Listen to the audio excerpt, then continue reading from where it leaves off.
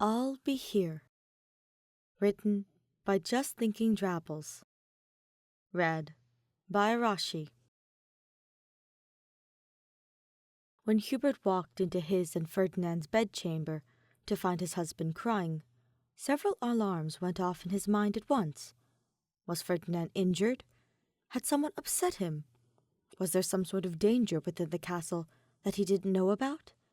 He rushed to his place at the bed and sat beside him, brushing a tendril of hair behind his ear, as he placed his other hand gently on his hand.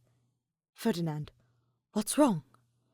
His tone was soft, but urgent, as he could not keep the worry he felt from seeping through.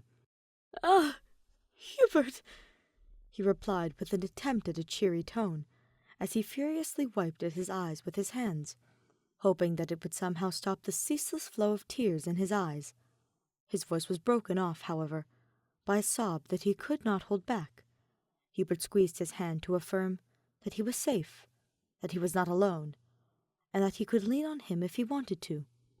Comforting words had never been his strong suit, and he worried that if he said something too soon, he might end up being too harsh or insensitive.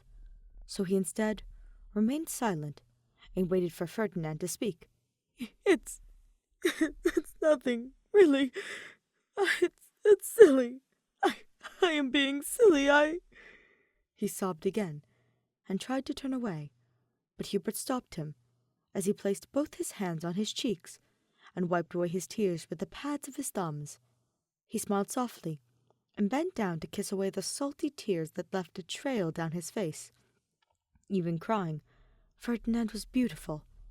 His husband sniffled as he grabbed onto Hubert's shoulders and held him close, as if at any moment he might disappear if he didn't.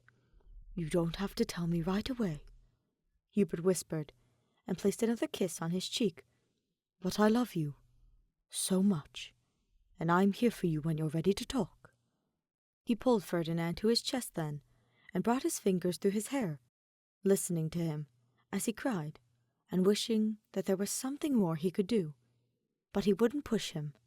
For now, he would simply hold him and wait for the moment that he was ready to speak.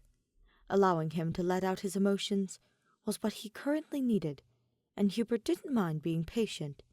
He would gladly wait, however long it took, for his husband to feel ready, and when the time was right, he would be there for him in whatever way he needed.